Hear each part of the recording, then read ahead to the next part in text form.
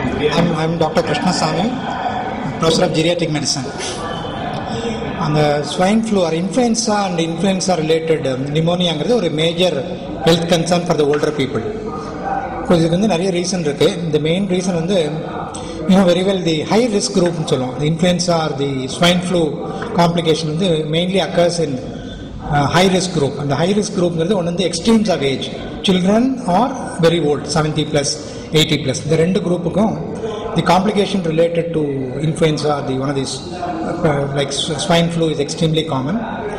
Second, the high risk category other than the comorbid illness, especially patients with pre-existing cardiac and pulmonary disease, especially the COPD, obstructive pulmonary disease, late onset bronchial asthma. In the group of patients with chronic congestive cardiac failure, in the group swine flu, the complications are extremely common. The third other group is the metabolic problems like diabetes mellitus, chronic renal failure. So in the group of patients, the complications related to swine flu is more common. And older people, the comorbid illness is extremely common. For example, diabetes, hypertension, coronary artery disease prevalence in around 30 to 40%. So age itself a risk factor for complications related to swine flu. Plus the comorbid illness also makes them prone for more problems. Aging, one of the major problem in aging is the immune function gradually goes down. Both T cell immunity as well as the antibody production to the antigenic stimulation is gradually goes down because of aging. Another, the complications are more common in older age group. But one good thing about incidence and prevalence of swine flu in older people is it is not very common in older population. Actually, this is a worldwide trend. The incidence of swine flu or the pandemic region, the pandemic timeline, it is not quite high in older people. It is less than about 5% or so.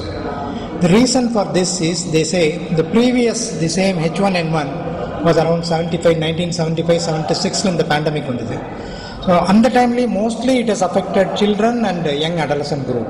So, and the people are now reaching 60s and 70s. Probably they may have a humoral antibody which probably protects them from developing a swine flu now. These are worldwide reports. Second reason may be the exposure to swine flu is comparatively less in old people. For example, children they catch from schools, and probably young people catch from colleges or community centers or from hotels or cinema theaters, and adult people probably from the working place. But older people, since they have a restricted activity, most of them are housebound, or at a maximum they may go to a nearby place. So exposure to the virus is comparatively lesser in older people. That may be one of the main reasons for the less incidence in older people. But we must remember, in case it develops in older people, the complications are quite common in older people. That's the most important message.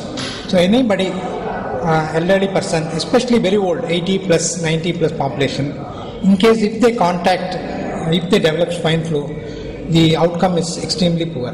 Morbidity and mortality is quite high in older population because, as I said, because of the declining immune response plus the comorbid illness like the obstructive pulmonary disease or pre-existing cardiac problem or diabetes mellitus. All these things make them more prone for complications like primary pneumonia, primary influenza related pneumonia, or secondary bacterial, especially staphylococcal pneumonias are extremely common in a person who is already suffering from a swine flu or an influential virus.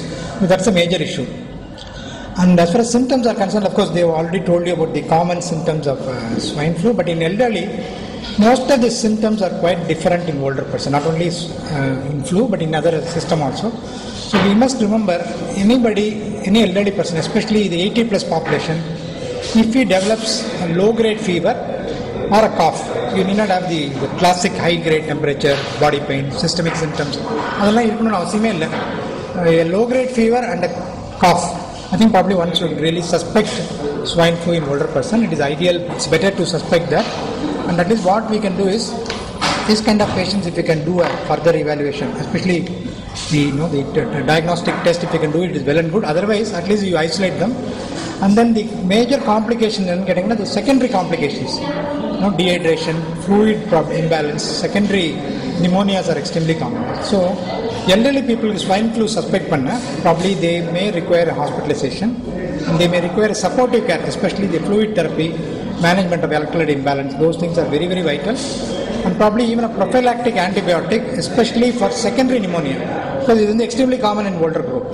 Especially strepto and staphylococcal pneumonias are extremely common. So a very old, very extremes of age, 80 plus population suspected swine flu influenza virus, probably it is better to hospitalize them and give them a fluid support. And then probably is no harm in giving a antibiotic, especially third generation cephalosporins can be given as a routine. This is the guideline for older people.